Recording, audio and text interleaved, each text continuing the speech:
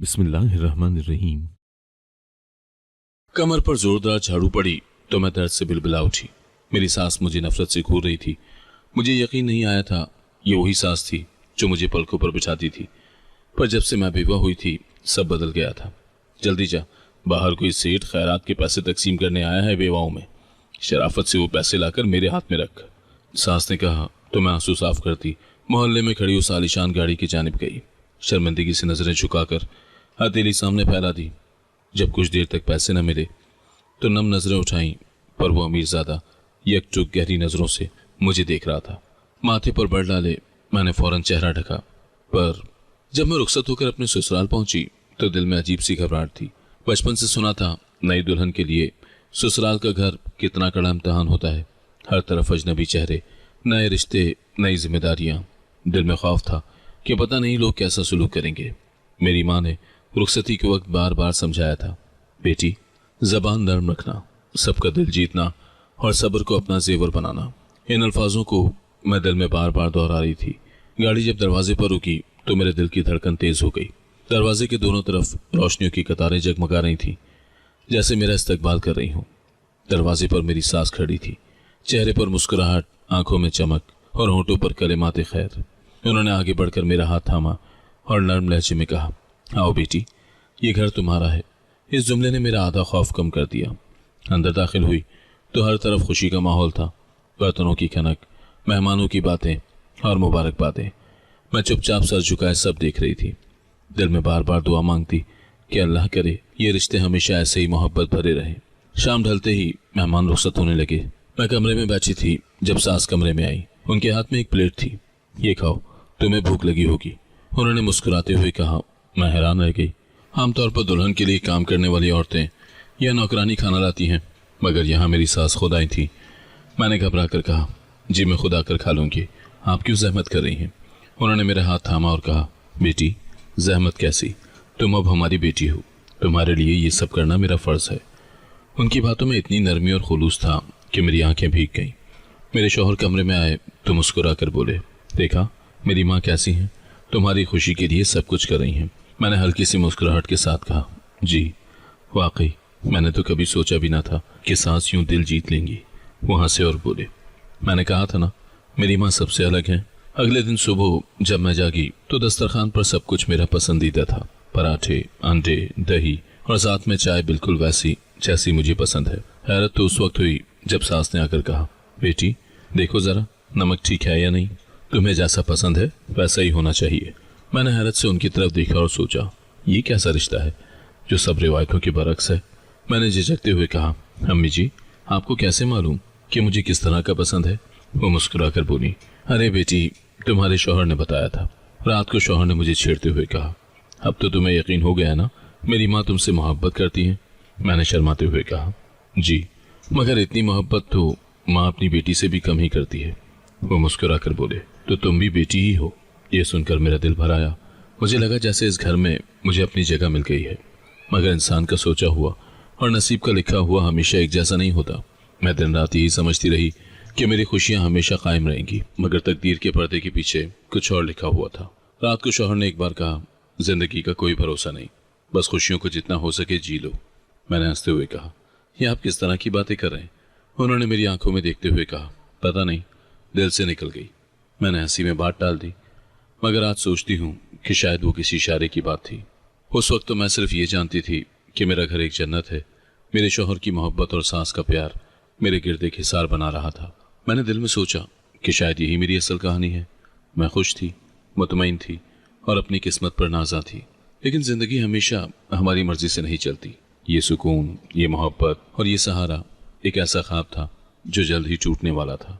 मुझे अंदाज़ा तक नहीं था कि आने वाले दिनों में यही मोहब्बत एक फरेब लगेगी। फिलहाल तो मैं अपनी खुशियों के हिसार में कैद थी और दिल दिल में ये दुआ मांग रही थी कि ये सब कभी ख़त्म ना हो। वक्त अपनी रफ्तार से अपनी जगह पर चल रहा था। शादी के चंद माह निहायत सुकून से गुजरे थे। दिन मामूल के मुताबिक थे। शौहर दफ्तर जाते, मैं घर के काम संभालती और सास अक्सर मेरा साथ देती। मगर एक शाम अचानक सब कुछ बदल गया। वो दिन बाकी दिनों की तरह ही था।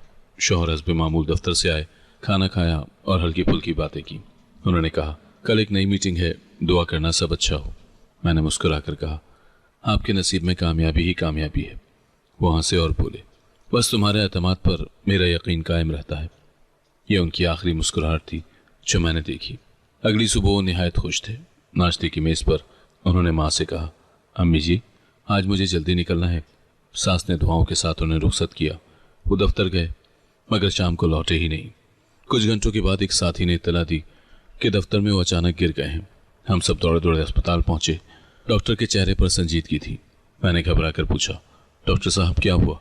उन्होंने सर हिलाकर कहा, मैंने पूरी कोशिश की मगर उनका दिल अचानक बंद हो गया था। मेरी टांगों से जमीन निकल गई। मैं वहीं कुर्सी पर गिर गई। कानों में शोर था मगर आंखों के सामने सब कुछ सन्नाटे में डूब गया। घर वापसी का मंजर नाकाबिले बर्दाश्त था। घर के दरो दीवार पर मातम छा गया था। रिश्तेदार आते और हर एक के अल्फाज मेरे दिल को चीरते। कोई कहता, इतने अच्छे इंसान थे। कोई रोते हुए कहता, अभी तो उम्र ही क्या थी। मैं सब सुनकर भी सुनने के काबिल ना रही। मेरे हाथों से सब कुछ छूट गया। वो कमरा जहां हम ख्वाबों की बातें करते थे अब खाली और सुनसान लगता था। उनकी कुर्सी खाली, उनकी मुस्कुराहट खाली, सब कुछ एक लम्हे में खत्म हो गया।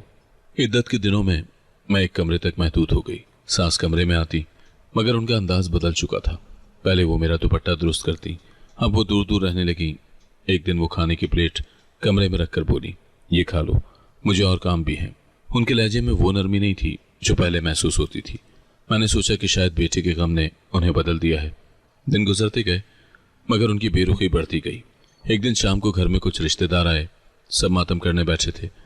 सास उनके सामने मुसलसल रोती रही मगर जैसे ही सब गए उनके आंसू रुक गए।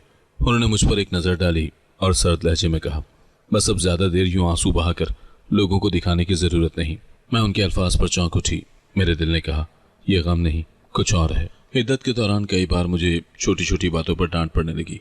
एक दिन मैंने पानी मांगा तो उन्होंने सख्त लहजे में कहा, क्या हाथ टूट गए हैं, खुद नहीं उठ सकती? मैंने खामोशी इख्तियार कर ली। पहले सोचती थी कि ये सब दुख की शिद्दत है मगर अब शक गहरा होता जा रहा था। एक दिन कमरे में बैठी थी कि बाहर से कहकहों की आवाज आई। मैंने पर्दे की तरफ से देखा। सास और कुछ रिश्तेदार आराम से बैठे बातें कर रहे थे, जैसे कोई गम बाकी न रहा हो। अंदर बैठी मैं हैरत से सोचती रही कि ये कैसा गम है जो सिर्फ दिखावे का है। इसी दौरान एक छोटा सा वाकया हुआ जिसने मेरे शक को और पुख्ता कर दिया। एक शाम सास किसी रिश्तेदार से बात कर रही थी। मैं कमरे के करीब से गुजरी तो उनकी आवाज सुनी। वो कह रही थी, अब तो घर का सारा बोझ मेरे सर पर आ गया, पता नहीं कैसे चलेगा। ये जुमला मेरे दिल में बैठ गया। मुझे लगा शायद उनके दिल में बेटे का गम कम और घर के खर्च का दुख ज्यादा है। मैंने कई बार चाहा कि उनसे दिल की बात करूं मगर हर बार उनके लहजे की सख्ती मुझे रोक देती। एक दिन हिम्मत करके कहा, अम्मी जी, आप बदल गई हैं। पहले आप मेरे साथ इतनी मोहब्बत से पेश आती थी, अब जैसे सब कुछ खत्म हो गया हो। वो एकदम चौंकी, फिर हंसते हुए बोली, तुम्हें वहम हुआ है। मगर उनकी आंखों की खाली कैफियत ने मेरे शक को यकीन में बदल दिया। इद्दत के दिन बहुत भारी थे। हर गुजरते दिन के साथ मैं और ज्यादा तन्हा हो रही थी। शौहर की याद अलग सताती और सास का रवैया अलग दुख देता। मैं सोचती थी कि जब सब खत्म हो जाएगा तो शायद वो दोबारा अपनी पुरानी मोहब्बत में लौट आएंगी। मगर दिल कहता था कि अब यह रिश्ता कभी वैसा नहीं रहेगा। एक बार रात को ख्वाब में मैंने अपने शौहर को देखा। वो मुस्कुरा कर कह रहे थे, हिम्मत रखो, तुम्हें अभी बहुत कुछ सहना है। ख्वाब से जागी तो दिल धक से रह गया। मैंने सोचा कि शायद ये आने वाले वक्त का इशारा है। दिन ब दिन सास की बेरुखी बढ़ती जा रही थी।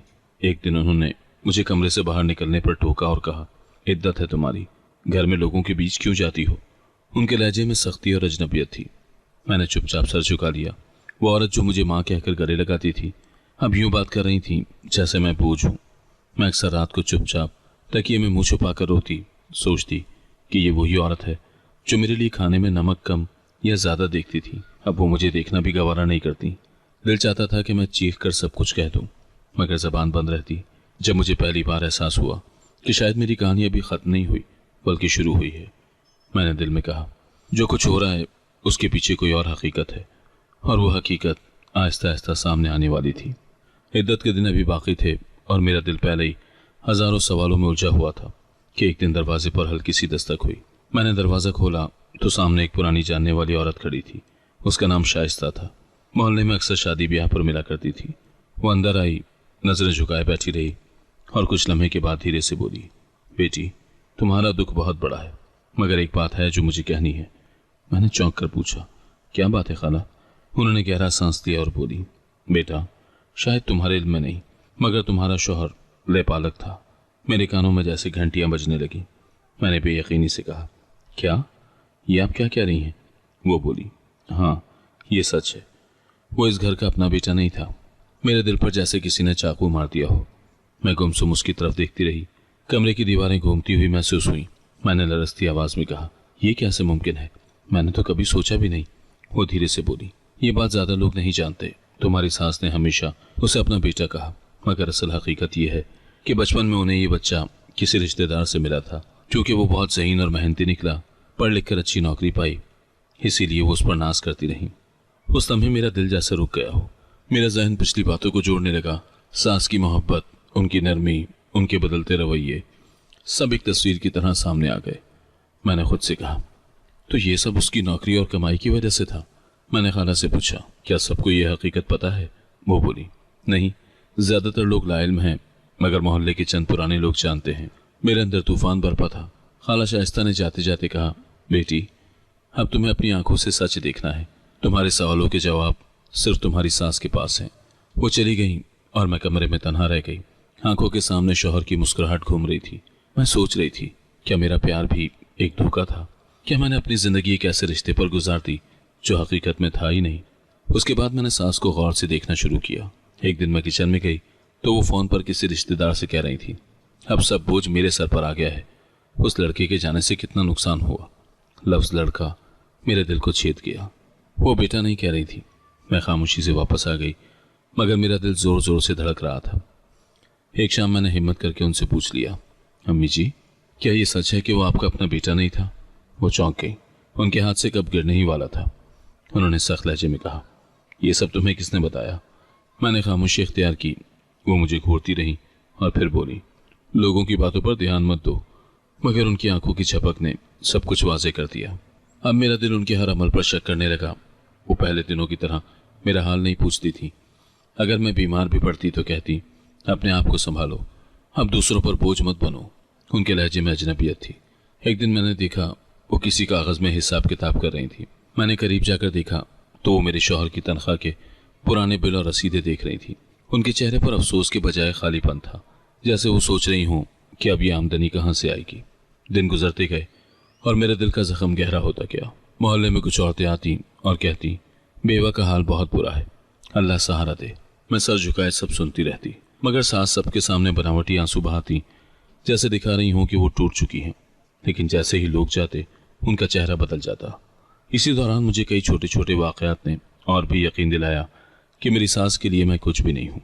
एक दिन बिजली का बिल आया। उन्होंने बिल हाथ में लेते ही कहा, ये सब खर्चे अब किसके सर डालूं? उनके लहजे में ऐसी करवाहट थी कि मैं कुछ बोल ही ना सकी। मेरे दिल के अंदर सवालात का तूफान उठा। क्या मेरा शौहर मेरा नसीब ही नहीं था? क्या मेरी शादी सिर्फ एक फरेब थी? मैं इन सवालों के जवाब ढूंढती रही, मगर कुछ हाथ ना आया। उस दिन के बाद मैंने फैसला कर लिया कि अब मैं अपनी सास को पुरानी नज़रों से नहीं देखूंगी। उनके चेहरे पर जो मोहब्बत पहले दिखाई देती थी वो असल में एक नकाब था। अब मुझे उनकी आंखों में सिर्फ अजनबियत और लालच नजर आता था। मैंने दिले दिल में कहा, अब हकीकत सामने है, अब मुझे सब कुछ सहना होगा। मेरे शौहर के बाद मेरा वजूद बोझ से ज्यादा कुछ ना समझा गया। रफ्ता रफ्ता तानों की शिद्दत बढ़ती गई। बात सिर्फ तानों पर खत्म ना हुई। एक दिन बर्तन धोते वक्त मेरा हाथ फिसल गया और एक प्लेट टूट गई। वो फौरन भाग कर आई और जोर से मेरे गाल पर तमाचा दे मारा। मैं सख्ती में आ गई। मेरी आंखों से आंसू बहने लगे। उन्होंने चीख कर कहा, यही करना था तुमने? अब तुम्हारी मौजूदगी में घर भी उजड़ना है। मैं कांपते हाथों से टुकड़ों को समेटती रही, मगर दिल के टुकड़े कहाँ जोड़ती। मैंने सोचा कि मैं चली जाऊं, शायद वहां सुकून मिल जाए। अगले दिन हिम्मत करके दरवाजा बजाया। माँ ने झांक कर मुझे देखा और अंदर आने के बजाय कहा, बेटी अब हम क्या कर सकते हैं, तुम्हारा नसीब वहीं जुड़ा है, हमने भी सबके सामने जवाब देना है। ये कहकर दरवाजा बंद कर दिया। मेरा वजूद दहलीज पर लरस गया। मैंने दरवाजे को बार बार बजाया, मगर कोई जवाब ना आया। आखिर मैं धीरे धीरे वापस लौट आई। उस दिन मुझे यकीन हो गया कि अब मेरे लिए कोई जगह नहीं बची। घर में मेरी तन्हाई बढ़ने लगी। मैं कमरे में बंद रहती और सास मुझे ताने देती रहती। एक दिन वो बोली, अब तुम्हारी शक्ल देखकर ही दिल जलता है, काश ये कदम कभी इस घर में ना पड़ते। मैंने आंखें झुका ली और दिल ही दिल में दुआ की कि काश ये जमीन फट जाए और मैं इसमें समा जाऊं। मेरी रातें अजियत से भर गई थी। नींद आंखों से कोसों दूर रहती। तकिए में मुंह छुपा कर रोती और सोचती कि अब मेरा सहारा कौन है। कभी ख्याल आता कि शौहर की याद में जिंदगी काट लूं, मगर सास के रवैये ने जिंदगी को बोझ बना दिया। सांस लेना भी मुश्किल लगने लगा। एक दिन मैं बीमार पड़ गई। बुखार ने निढाल कर दिया। मैंने आहिस्ता से कहा, अम्मी जी जरा पानी दे दीजिए। वो गुस्से से बोली, खुद उठकर पी लो। इतनी भी हिम्मत नहीं रही। मैं कांपते कदमों से उठी, पानी लिया और दोबारा बिस्तर पर लेट गई। बुखार की शिद्दत में भी आंखों से आंसू बहते रहे। कोई पूछने वाला न था। मोहल्ले की औरतें कभी कभार आ जाती। एक दिन एक बूढ़ी औरत ने कहा, बेटी तुम इतनी कमजोर क्यों हो गई हो? खाना पीना छोड़ दिया है क्या? मैं कुछ बोलने ही लगी थी कि सास ने फौरन बात काट दी। बस दिखावे के आंसू बहाती है, असल में निकम्मी है, सारा दिन बिस्तर पर पड़ी रहती है। वो औरत हैरानी से मुझे देखती रही, मगर मैं खामोश रही। सास का रवैया हद से बढ़ता जा रहा था। एक दिन उन्होंने मुझे जबरदस्ती झाड़ू पकड़ा दिया और कहा, यह घर अब तुम्हारे दम पर उजड़ने नहीं दूंगी, सफाई करो। मैंने झाड़ू उठाई और काम करने लगी। मेरे हाथ कांप रहे थे, दिल भारी था, मगर कोई सुनने वाला नहीं था।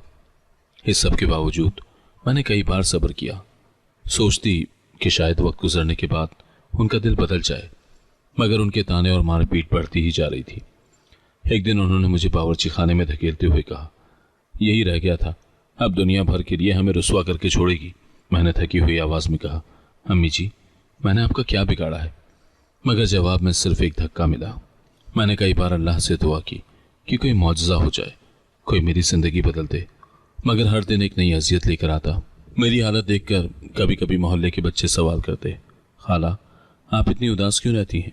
मैं उनकी मासूम बातों पर हल्की सी मुस्कुराहट ला देती, मगर दिल अंदर से रो रहा था। एक दिन हालात इस कदर बिगड़ गए कि मेरी सास का गुस्सा अपनी इंतहा को पहुंच गया। वो सुबह से ही अजीब तेवर में थी। बर्तनों की खनक के साथ उनकी आवाज़ गूंजती रही, ये घर अब तेरे दम पर टूट गया है। मैंने खामोशी इख्तियार की, लेकिन शाम होते ही उन्होंने गुस्से से मुझे बाजू से पकड़कर सहन में धकेल दिया और चिल्ला उठी, निकल जा बाहर, अब तेरी शक्ल देखने की भी हिम्मत नहीं बची। मैं गिरते गिरते बची, मगर वो रुकी नहीं। उन्होंने हाथ में पकड़ी झाड़ू मेरी तरफ उछालते हुए कहा, जा बेवा जा, जाके मांग के खा। मोहल्ले में राशन बांटा जा रहा है, वही ले आ, हम तेरे हाथ का खाना खाने वाले नहीं। उनके अल्फाज मेरे दिल पर खंजर की तरह लगे। मैंने थोड़ा सा एहतजाज करना चाहा, अम्मी जी खुदा के लिए मुझे इस तरह न कहिए, मगर उन्होंने धक्का देकर कहा, चुप रह मनहूस औरत, जाके दूसरों के आगे हाथ फैला, यही तेरी हकीकत है। मैं दीवार का सहारा लेकर खड़ी हुई। दिल चाहता था कि जमीन फट जाए और मैं गायब हो जाऊं, मगर कदम जैसे पत्थर हो गए। गली में शोर सुनाई दे रहा था। बड़ी गाड़ी के गिर्द लोग जमा थे। कोई आटा ले रहा था, कोई दाल। औरतें बच्चों के साथ लाइन में खड़ी थी। मैंने सर झुकाया और लरजते कदमों से आगे बढ़ी। दिल धड़क रहा था, जिस्म कांप रहा था, हर कदम भारी लग रहा था। मेरे आंसू रुकने का नाम नहीं ले रहे थे। सोच रही थी, क्या ये मेरा नसीब है कि मैं लोगों के आगे यूं हाथ फैलाऊं? जब मैं गाड़ी के करीब पहुंची तो हुजूम में खामोशी छा गई। कुछ औरतें मुझे पहचान कर सरगोशियां करने लगी, ये तो फलां की बहू है ना, देखो आज मांगने आ गई। उनकी बातें मेरे कानों में जहर की तरह उतरी, मगर मैं मजबूर थी। गाड़ी के करीब एक नौजवान खड़ा था। उसके हाथ में एक थैला था और वो लोगों को बारी बारी दे रहा था। जैसे ही मैं आगे बढ़ी, उसकी नजरें मुझ पर ठहर गईं। मैंने फौरन चेहरा दुपट्टे से छुपा लिया। मेरा दिल जोर जोर से धड़क रहा था। मैंने आंखें नीची कर ली और लरजती हथेली आगे बढ़ा दी। वो लम्हा मेरी जिंदगी का सबसे कड़ा इम्तहान था। मैंने सोचा कि वो कुछ पूछेगा, कोई सवाल करेगा या शायद मुझे डांट दे, मगर उसने कुछ न कहा। उसने खामोशी से थैला मेरे हाथ में थमा दिया। उसके हाथ की नरमी और सकूत ने मुझे हैरान कर दिया। मैंने सर नहीं उठाया, मेरी हिम्मत ही न हुई कि उसकी आंखों में देख सकूं। वापस मुड़ते हुए मुझे लगा कि सब मुझे घूर रहे हैं। कुछ औरतें हंसी दबा रही थीं, कुछ अफसोस भरी नजरों से देख रही थीं। मैंने राशन का थैला सीने से लगा लिया और तेज कदमों से घर की तरफ चल दी। रास्ते भर मेरा दिल कह रहा था कि ये लम्हा मेरी जिल्लत की इंतहा है। घर पहुंचते ही सास ने मुझसे थैला छीन लिया और कहा, हाँ यही करके तो दिखाओगी अब। उन्होंने राशन देखते हुए तसल्ली का सांस दिया और बोली, शुक्र है कुछ आया तो सही। मैंने आहिस्ता से कहा, अम्मी जी ये सब लोगों के सामने कितना शर्मिंदा करने वाला है। वो तंजिया हंसी और बोली, शर्मिंदगी तेरे लिए होगी, मेरे लिए तो फायदा है। उनकी बात ने मेरा दिल चीर कर रख दिया। उस वाक़े के बाद मोहल्ले वाले भी मुझे तरस भरी निगाहों से देखने लगे। एक दिन जब मैं गली से गुजर रही थी तो एक लड़की ने अपनी सहेली से कहा, ये वही है ना जिन्हें कल राशन के लिए लाइन में देखा था? मैंने कदम तेज कर दिए। हर नज़र मुझे काटने लगी। अगले ही दिन जब वही गाड़ी गली में दाखिल हुई तो मेरे दिल की धड़कन तेज हो गई। कल के मंजर ने पहले ही मेरी रूह को हिला दिया था और आज फिर वही गाड़ी आकर रुकी। मोहल्ले की औरतें तजस्सुस से दरवाजों पर खड़ी होने लगी। कुछ बच्चे गाड़ी के करीब जाकर देखने लगे। मैं दिल में दुआ कर रही थी कि काश ये सब मेरे सामने ना हो, मगर किस्मत मुझे बार बार उसी इम्तहान में खड़ा कर रही थी। गाड़ी का दरवाज़ा खुला और वही नौजवान बाहर आया। इस बार उसके साथ एक बुजुर्ग खातून भी थी जिनके चेहरे पर नरमी और वक़ार झलक रहा था। लोग हैरानी से देखने लगे कि ये कौन है जो बार बार इसी मोहल्ले में आ रहे हैं। मैं कमरे की खिड़की के पीछे से सब देख रही थी। सास दरवाजे पर खड़ी हुई और उन दोनों को अंदर बुलाया। नौजवान की माँ ने बड़ी नरमी से कहा, बहन, हम कल भी यहाँ थे, आज हम अपनी बात खुलकर कहने आए हैं। मेरा बेटा उस लड़की को पसंद करता है, हम आपके दरवाजे पर रिश्ता लेकर आए हैं। ये सुनते ही मेरा दिल जैसे धड़कना भूल गया। मुझे लगा जैसे ज़मीन मेरे कदमों के नीचे से निकल गई हो। मैंने सोचा कि शायद मैंने गलत सुना है, मगर नौजवान खामोश खड़ा था, नजरें झुकाए, जैसे अपनी माँ की बात की तायद कर रहा हो। सास का चेहरा लाल सुर्ख हो गया। वो गुस्से से बोली, क्या कहा आपने? रिश्ता? बेवा के लिए रिश्ता? आपको शर्म नहीं आती? नौजवान की माँ ने नरमी से कहा, बहन, हमने कोई बुराई की बात नहीं की। आपकी बहू अकेली है, मेरा बेटा चाहता है कि उसका सहारा बने। सास ने हाथ नचाकर कहा, हमें किसी सहारे की जरूरत नहीं, ये हमारे लिए बोझ है, हम ही संभाल लेंगे, तुम लोग अपनी औकात में रहो। उनके जुमले मोहल्ले भर में गूंज गए। मैं पर्दे के पीछे लरसती खड़ी थी। मेरा दिल कह रहा था कि ये सच है, कोई अजनबी मेरा सहारा बनना चाहता है, मगर जबान खामोश थी। नौजवान ने पहली बार सर उठाया और बोला, खाला जी, मेरा मकसद बुरा नहीं है। मैंने कल देखा कि आपने अपनी बहू को राशन के लिए भेजा, मेरा दिल बर्दाश्त नहीं कर सका। मैं चाहता हूँ कि उसकी इज्जत और जिंदगी दोबारा संवर जाए। उसके अल्फाज मेरे दिल पर दस्तक देने लगे, मगर सास ने कह कहा मार कर कहा, वाह, कमाल है, बेवा को उठाकर लाने का शौक है, निकल जाओ यहाँ से, वरना मैं मोहल्ले वालों को बुला लूंगी। नौजवान की माँ ने बेटे का हाथ थामा और कहा, बेटा चलते हैं, ये लोग हमारी बात की कदर नहीं करते। वो दोनों उठकर बाहर निकल गए। जाते वक्त नौजवान ने एक लम्हे के लिए मेरी खिड़की की तरफ देखा। मेरी आंखें झुक गईं। मैं दिल में सोच रही थी कि ये सब ख्वाब तो नहीं, कोई अजनबी यूं मेरे लिए कैसे सोच सकता है। दरवाज़ा बंद होते ही सास गुस्से से मेरे कमरे में आई। उनकी आवाज़ कड़क रही थी, ये सब तेरी हरकतों का नतीजा है। मोहल्ले वाले अब हमें बदनाम करेंगे कि लोग तेरे लिए रिश्ता लेकर आने लगे। मैंने लरसते हुए कहा, अम्मी जी, इसमें मेरा क्या कसूर है? वो चिल्लाई, कसूर तेरा ही है, तुझे देखकर ही लोग बहाने ढूंढते हैं। जा अपनी शक्ल आईने में देख, कौन तुझे कबूल करेगा? मैं साकत बैठी रही। दिल में हल्की सी उम्मीद जागी थी कि शायद मेरा नसीब बदल जाएगा, मगर वो लम्हे में बुझ गई, जैसे किसी ने जलती शमा पर पानी डाल दिया हो। उस वाक़े के बाद मोहल्ले में चहमगोइयाँ शुरू हो गई। औरतें एक दूसरे से कहने लगी, कमाल है, कोई बेवा के लिए यूं रिश्ता लेकर आता है। कुछ ने तरस खाया, कुछ ने तंज किया। एक दिन मैं पानी भरने गई तो एक औरत ने कहा, बहू जी, लगता है नसीब फिर पलटने वाला था, मगर आपकी सास ने खुद ही इनकार कर दिया। मैंने नजरें झुका ली। घर के अंदर मेरा हाल मजीद बुरा हो गया। सास ने उस दिन के बाद मुझे मुसलसल कोसना शुरू कर दिया कि ये सब तेरी नहुसत है, अगर तू ना होती तो ये दिन ना देखने पड़ते। वो हर वक्त मेरी बेइज्जती करती। मैं खामोश रहती, मगर दिल कहता कि वो अजनबी शायद वाकई मेरा सहारा बन सकता था। एक रात में बिस्तर पर लेटी थी तो कल का मंजर बार बार आंखों के सामने आ रहा था। नौजवान की माँ की नरमी, उसका अपनी माँ के साथ आना, उसके अल्फाज कि वो मेरा सहारा बनना चाहता है। दिल में सवाल उठा कि आखिर किसी अजनबी को मेरी परवाह क्यों हुई? मैंने कभी उसे देखा भी नहीं था, मगर वो 2 बार मेरे लिए आया। उस दिन के बाद मेरी जिंदगी एक और इम्तहान में दाखिल हो गई। सास के ताने और उनके जुमले मेरे लिए रोज का अजाब बन गए। सुबह उठते ही वो मेरे कमरे के बाहर खड़ी हो जाती और जोर से आवाज देती, नहुसत की मारी, कब तक बिस्तर पर पड़ी रहोगी? उठो और कुछ काम करो। अगर मैं जरा देर करती तो वो दरवाज़ा धकेल कर अंदर आती और सख्ती से कहती, यही दिन देखने बाकी थे कि तेरे जैसे मनहूस को पालना पड़ रहा है। उनके अल्फाज मेरे दिल पर जहर की तरह गिरते।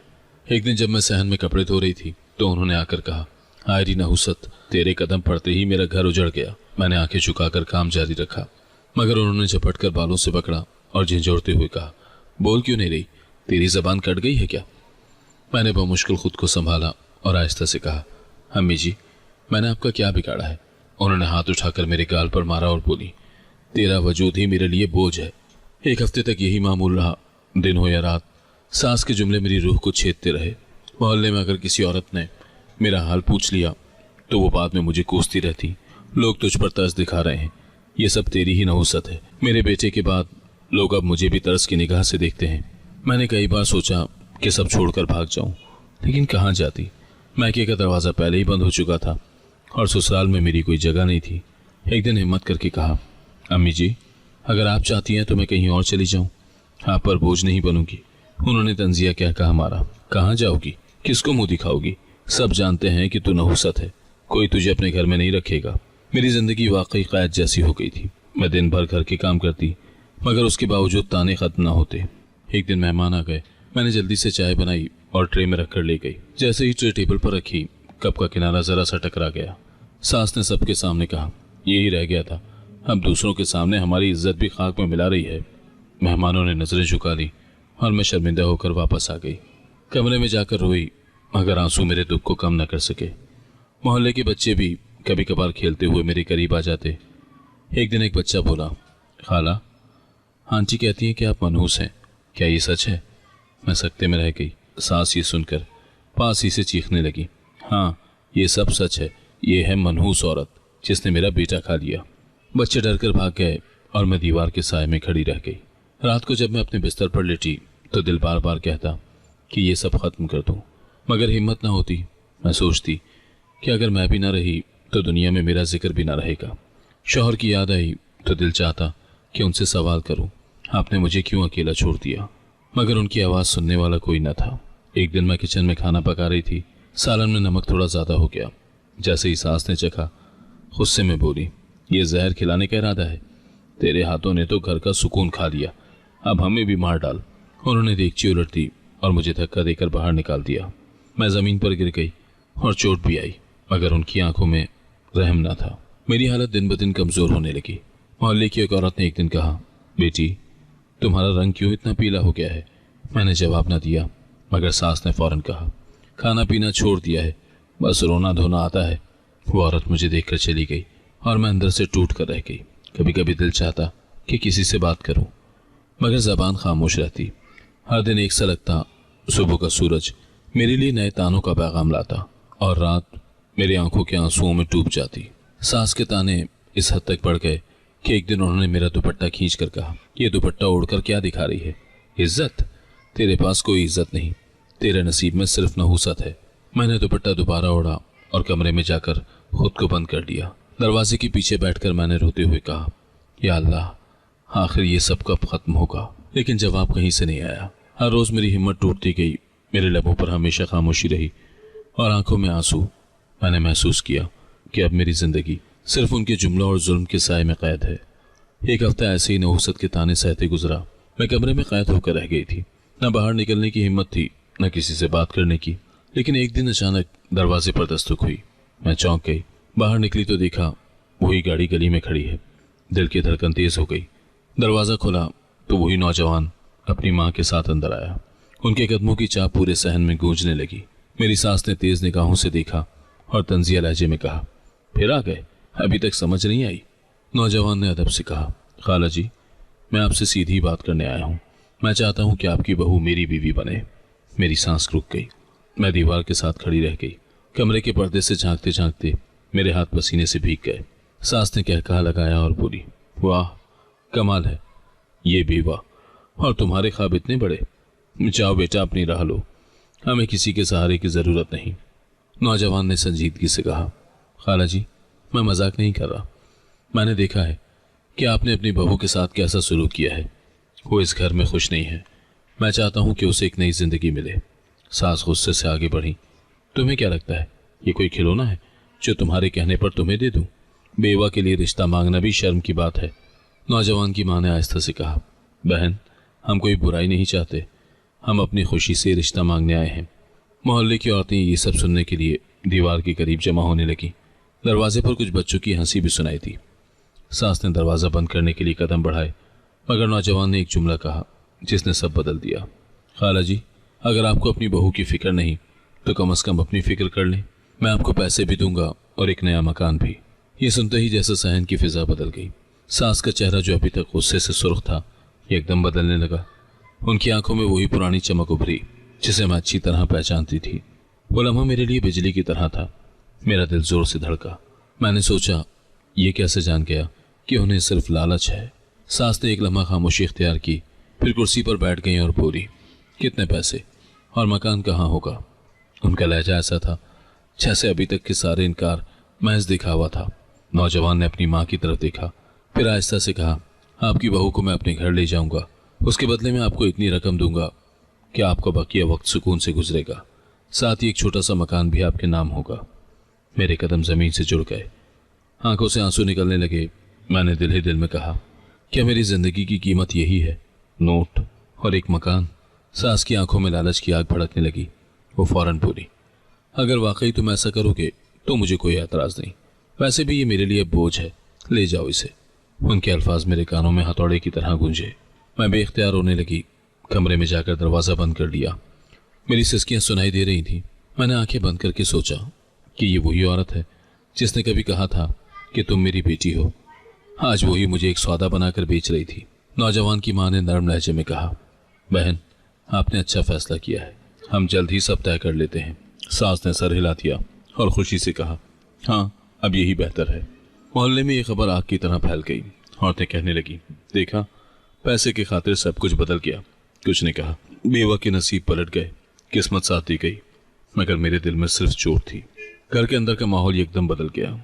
सास अब मुझसे अजीब नरमी से बात करने लगी।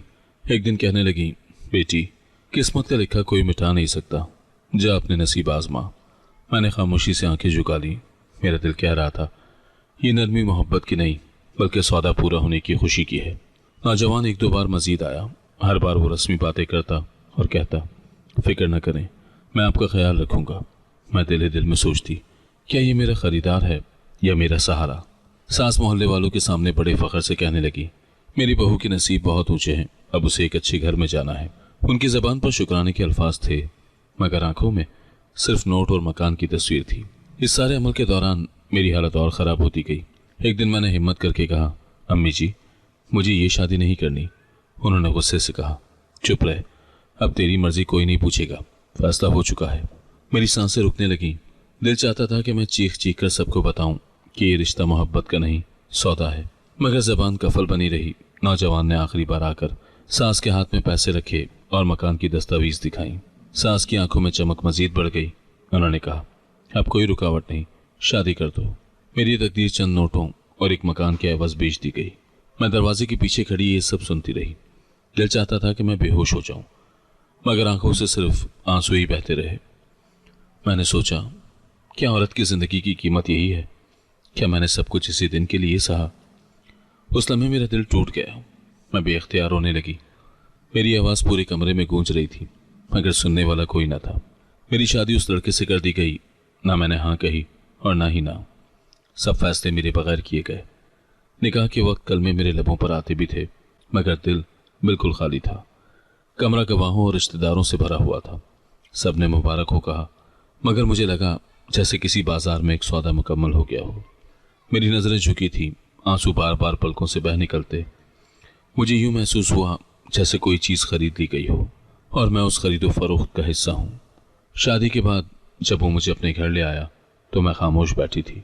कमरा नया था, चीज़ें नई थी, मगर दिल में सुकून नाम की कोई चीज़ न थी। उसने पहली बार नर्म लहजे में कहा, ये तुम्हारा घर है, डरने की ज़रूरत नहीं। मैंने बगैर जवाब दिए नज़रें झुका ली। वो थोड़ी देर खामोश रहा, फिर बोला, मुझे मालूम है तुम खुश नहीं हो, मगर मैं वक्त के साथ सब ठीक कर दूंगा। मेरे दिल में नफरत की लहर दौड़ गई। मैंने सोचा, ये वही शख्स है जिसने पैसों के बदले में मुझे खरीदा। अब चाहे कितना भी नरमी दिखाए, मैं कभी इसे अपना नहीं मानूंगी। अगले दिन सुबह उसने दस्तरखान पर नाश्ता रखा। मैंने उठने में देर कर दी। वो खुद आकर बोला, अगर चाहो तो मैं चाय बना दूं। मैंने हैरत से उसकी तरफ देखा और कहा, नहीं, रहने दे।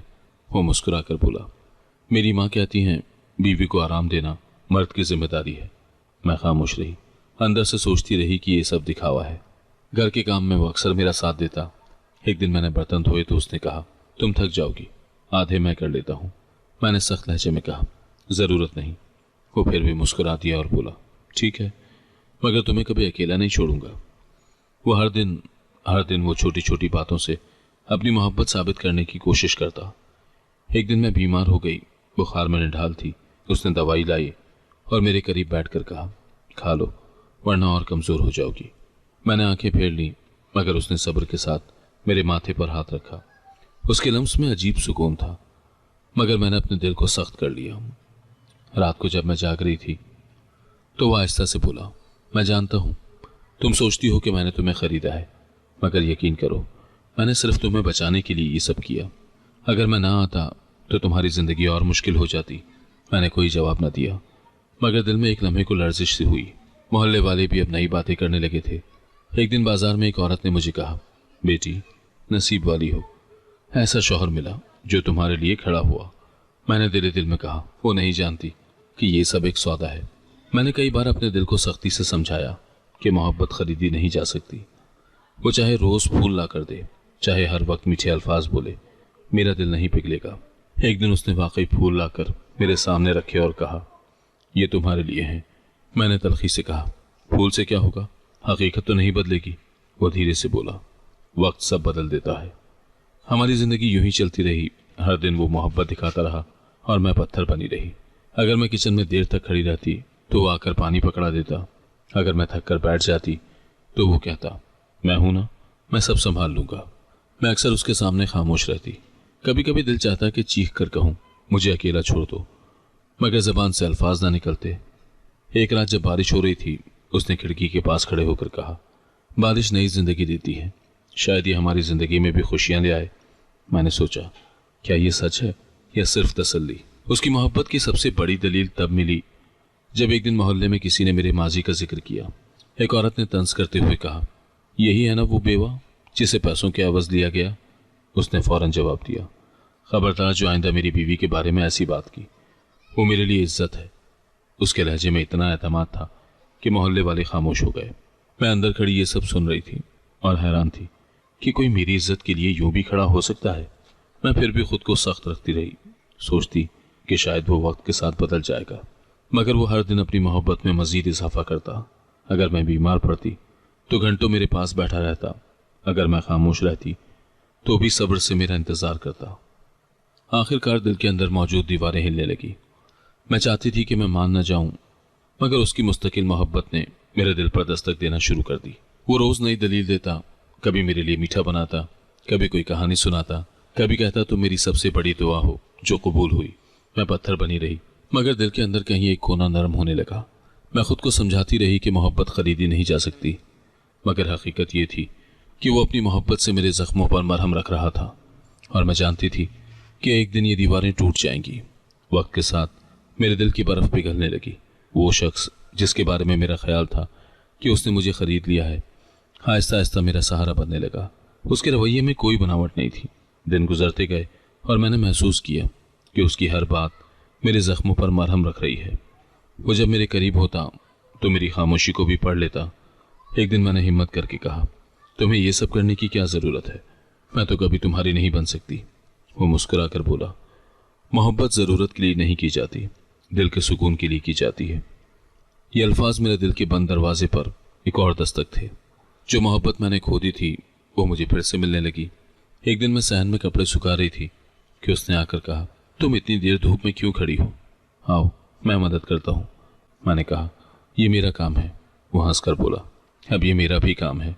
उसने कपड़ों की रस्सी थाम ली और मेरे साथ मिलकर कपड़े फैलाने लगा। उस लम्हे मैंने महसूस किया कि वो सिर्फ मेरा बोझ बांटने नहीं आया, बल्कि मेरी जिंदगी को संवारने आया है। एक दिन बाजार जाना पड़ा। मैंने झिझकते हुए कहा, मुझे कुछ ज़रूरत की चीज़ें लेनी हैं, मगर तन्हा जाने से डर लगता है। उसने फौरन कहा, मैं साथ चलूँगा। बाजार में लोग हमें देख रहे थे, कुछ सरगोशियाँ कर रहे थे, मगर उसने परवाह नहीं की। रास्ते में उसने हंसकर कहा, लोग कुछ भी कहें, मुझे सिर्फ तुम्हारी फिक्र है। मैंने हैरानी से उसकी तरफ देखा और दिल ही दिल में मान लिया कि ये खुलूस सच्चा है। एक और दिन बारिश हो रही थी। मैं खिड़की के पास बैठी थी। उसने आकर कहा, बारिश खुशी लेकर आती है, देखो ये जैसे पुरानी मिट्टी धो देती है, ऐसे ही हमारे दिल के दुख भी धो देगी। मैंने नजरें झुकाकर कहा, मेरे दिल के दाग बहुत गहरे हैं। वो बोला, अगर खुलूस के साथ मोहब्बत की जाए तो बड़े से बड़ा दाग भी मिट जाता है। उसकी बातों ने मेरे दिल में रोशनी पैदा की। एक शाम मैंने खाना बनाया जब वो दस्तरखान पर बैठा तो बोला, ये सालन तो बहुत मज़ेदार है, तुमने बनाया? मैंने हिचकिचाते हुए कहा, हाँ। वो बोला, पर तो आज ये दिन यादगार है। ये वो जायका है जिसमें मोहब्बत की खुशबू है। उसके अल्फाज सुनकर मेरे लबों पर बरसों के बाद मुस्कुराहट आई। आहिस्ता आहिस्ता मैंने महसूस किया कि मैं उसके करीब हो रही हूँ। एक दिन मैं बीमार हो गई। उसने पूरी रात जागकर मेरा ख्याल रखा, दवाई वक्त पर दी, पानी पिलाया और बार बार पूछता रहा, अब कैसी तबीयत है? मैंने थकी हुई आवाज़ में कहा, इतना क्यों कर रहे हो? उसने जवाब दिया, क्योंकि तुम मेरी जिम्मेदारी नहीं, मेरा मान हो। ये सुनकर मेरी आंखों से आंसू निकल आए, मगर इस बार ये आंसू गम के नहीं, शुक्र के थे। मैंने मान लिया कि मोहब्बत ज़बरदस्ती नहीं मगर खुलूस हमेशा दिल जीत लेता है। एक दिन उसने कहा, तुमने कभी सोचा कि हमारी ज़िंदगी एक नई शुरुआत बन सकती है? मैं खामोश रही। उसने मुस्कुरा कर कहा, कोई बात नहीं, तुम्हारी खामोशी भी मेरे लिए जवाब है। उसकी ये बर्दाश्त मुझे हैरान करती थी। एक रात मैंने दुआ करते हुए कहा, या अल्लाह, अगर ये इंसान मेरा नसीब है तो इसे मेरी ज़िंदगी का सहारा बना दे। उस लम्हे मुझे सुकून मिला। मैंने पहली बार महसूस किया कि मेरी दुआएं कबूल हो रही हैं। मैंने आहिस्ता आहिस्ता उसके साथ बातें करना शुरू कर दी, कभी खाने पर, कभी रोज़मर्रा के काम पर। वो हर बार मेरी बातों को दिलचस्पी से सुनता।